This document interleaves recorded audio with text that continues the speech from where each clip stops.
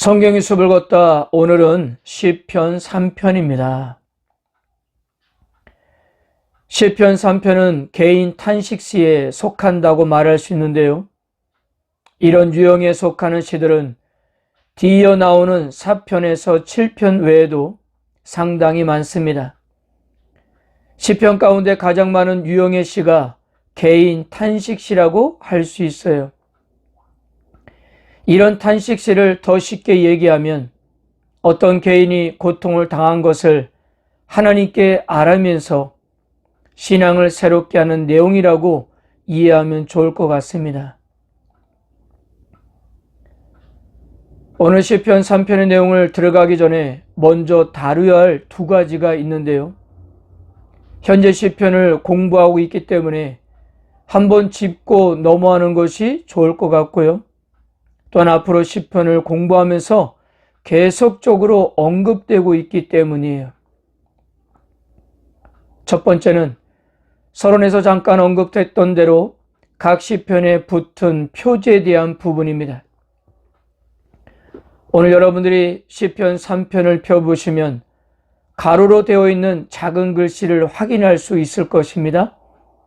다윗이 그의 아들 압살롬을 피할 때 지은 시, 이것이 바로 시편 3편에 대한 표제입니다. 서론에서도 말씀드린 대로 150편 중에 100편이 넘는 시편에 이런 표제가 붙어 있습니다. 이 표제는 히브리어 성경과 우리 한글 성경의 표기가 약간 다릅니다. 우리 한글 성경과 영어 번역 성경들은 표제를 시편 본문 위에 역사적 정황을 설명하는 제목처럼 붙여서 표기하는데요. 히브리어 성경은 이 표제를 1절로 표기한다는 거예요. 예컨대 우리 한글 성경에서는 시편 3편 1절은 히브리 성경으로는 2절에 해당이 된다는 겁니다. 표제의 가치를 연구하는 작업은 아주 옛날부터 있어 왔는데요. AD 4세기경 사람인 다소의 디오도어는 표제의 역사적 가치를 낮게 보았습니다. 그는 말하기를 표제는 포로 후기에 덧붙여진 내용으로 내용과 비슷한 역사적 사건을 추정하여 언급한 것이라고 했고요. 반면 그 동시대 사람인 그레고리 니사는 이와 반대 의견으로 표제는 온전히 영감되었으며 신적인 신비를 담고 있다고 말했습니다. 최근에 와서는 모든 학자들이 그런 것은 아니지만 다수의 학자들은 디오도어의 견해를 받아들이고 있는데요. 그러나 우리들은 표제는 영감된 것이 아니라 할지라도 일반적으로 볼 때 살펴볼 가치가 있다라고 생각하면 좋겠습니다. 시편 본문과 역사서에 기록된 내용을 살펴보면 시편을 이해하는 데 도움이 될 수 있기 때문입니다. 두 번째는 시편 3편부터 등장하는 단어 셀라에 대한 이해입니다. 셀라는 39개의 시편 가운데 71번이 나오고요. 하박국서 또한 시편과 같은 형식으로 쓰였는데 거기에도 3번이 나옵니다.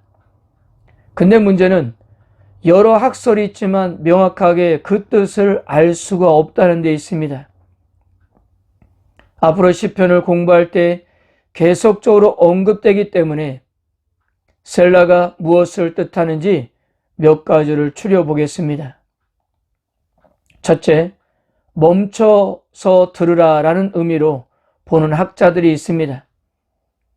이것은 앞 구절을 강조한다는 의미로 본다면 셀라는 읽는 이들에게 잠시 멈춰서 앞의 내용을 묵상하라는 의미일 것입니다. 둘째, 셀라는 음악 용어일 가능성이 있는데요. 그렇다면 셀라는 어떤 음악적 기능일까요? 어떤 이들은 연주자에게 간주를 크게 하라고 하는 지시어일 가능성이 크다고 말합니다. 그리고 셋째, 셀라의 의미가 영원히를 뜻한다고 보기도 합니다. 자, 이 세 가지 중에 가장 설득력 있는 해석은 셀라를 예배 음악의 기호이거나 글을 읽을 때 지시사항 정도로 보고 있는데요. 그렇게 보는 이유는 악장에게라는 설명이 붙은 39개의 시편 중에서 31개의 시편에 셀라가 등장하는 것으로 보아 이런 용도로 쓰였을 가능성이 높다고 보고 있는 것입니다. 그런데 다시 한번 이야기하지만 셀라의 정확한 의미는 알 수가 없는 것입니다.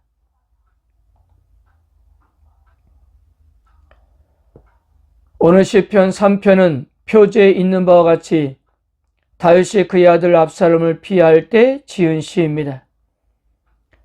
다윗이 왕이 된 후 가장 고통스러운 일 가운데 하나는 그의 아들 압살롬이 반역하여 광야로 쫓겨갈 때였습니다.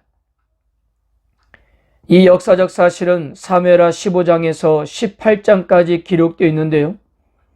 역사서에서는 다윗이 이때 경험했던 그의 개인적 감정과 믿음은 기록되지 않았습니다.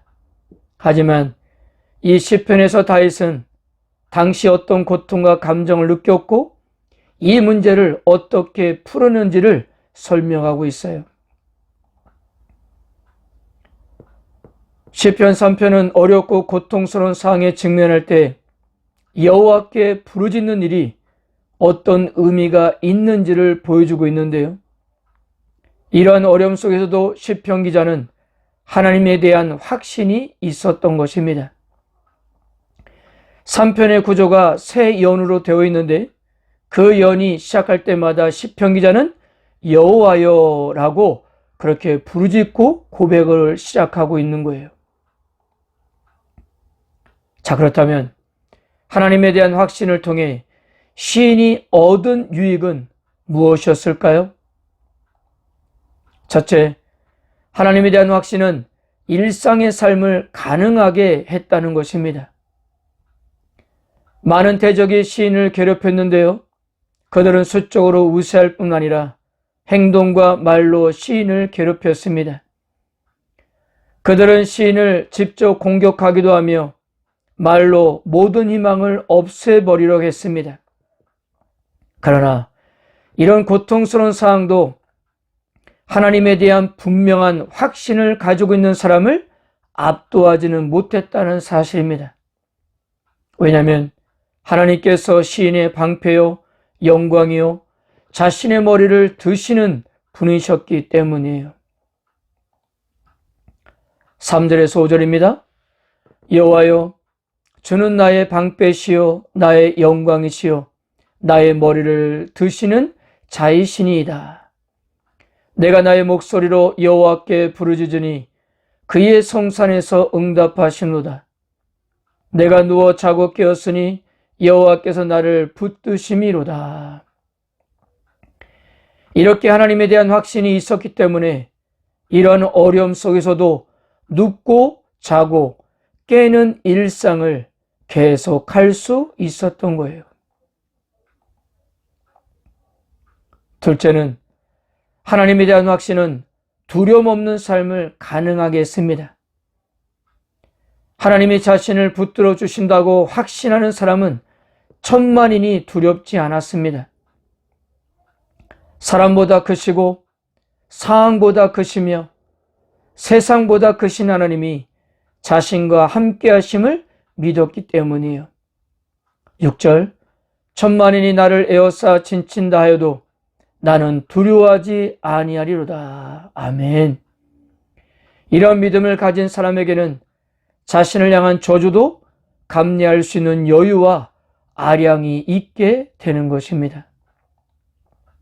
마지막 셋째는 하나님에 대한 확신은 하나님께 기도하게 했습니다. 하나님에 대한 확신은 응답의 경험을 기초하는데요. 이 응답의 경험은 하나님에 대한 확신을 갖게 할 뿐 아니라 새로운 문제를 만나게 되면 기도하게 된다는 거예요. 7절에서 8절입니다. 여호와여 일어나소서, 나의 하나님이여 나를 구원하소서. 주께서 나의 모든 원수의 뺨을 치시며 악인의 애를 꺾으셨나이다. 구원은 여호와께 있사오니 주의 복을 주의 백성에게 내리소서. 시편 기자는 1절에서 많은 원수들이 자신을 상대로 일어난다고 탄식했는데요. 이제 여기서 그는 여호와께 일어나소서라고 간구하고 있습니다. 같은 단어인 쿰을 사용하고 있어요. 그러므로 시편 기자는 이 단어를 전략적으로 사용하여 기도하고 있는 것입니다. 원수들이 그를 대적하기 위하여 일어났었는데요. 이제 그는 여호와께서 자기 편이 되시어 그들과 싸우기 위하여 일어나 달라고 간구하고 있는 것입니다. 시편 기자가 하나님께 일어나시라고 간절히 바라는 것은 하나님께서 일어나시기만 하면 원수들의 뺨을 치시고 그들의 일을 꺾으실 것이기 때문입니다. 하나님께서 그를 위하여 일어서신다고 한다면 누가 감히 그 앞에 설 수가 있겠습니까? 그리고 원수들은 2절에서 시인에게는 하나님의 구원이 없다라고 했지만 원수들의 선언을 정면으로 반박하면서 하나님 안에는 분명 자신을 위한 구원이 있다라고 고백했습니다. 사랑하는 성도 여러분, 인생을 살다 보면 우리를 압도하는 위기를 만날 때가 있습니다. 그런 위기가 오늘 시편을 기록하고 있는 다윗에게도 찾아왔어요. 그는 아들의 반란이 쫓겨 예루살렘을 떠나야 했고 가까운 사람들이 등을 돌리는 배신도 경험했습니다. 이런 절박한 상황에서 다윗은 하나님께만 부르짖었습니다. 그것은 다윗의 마음에 하나님에 대한 확신이 있었기 때문이에요. 우리들도 뜻하지 않게 찾아오는 인생의 위기 앞에서 어쩔 줄 모를 때가 있는데요. 그럴 때 인간의 지혜를 동원해서 위기를 벗어나 보려고 할 때가 있었을 것입니다. 그러나 성도 여러분, 우리의 유일한 구원자는 주님밖에 없음을 믿으시길 바랍니다. 지금도 우리의 구원자는 하나님밖에 없다는 사실입니다. 현재 우리가 안고 있는 문제들, 즉 생활고, 질병, 복잡한 인간관계, 친구들의 배반, 실직, 자녀들의 문제 등으로 고통할 때 중요한 것은 이 모든 것의 구원은 여호와 하나님께 있다는 사실을 믿고 부르짖어야 합니다. 우리들의 이런 부르짖음은 구원이 여호와께 있음을 알 수 있는 실제적인 방법이기 때문입니다. 사도 바울은 로마서에서 이 점을 강조했습니다. 만일 하나님이 우리를 위하시면 누가 우리를 대적하리요? 구원은 분명 하나님께 있습니다. 그것을 인정하고 오늘도 그분께 무릎을 꿇으십시오. 우리에게 한없는 은혜를 부어 주실 것입니다. 아멘.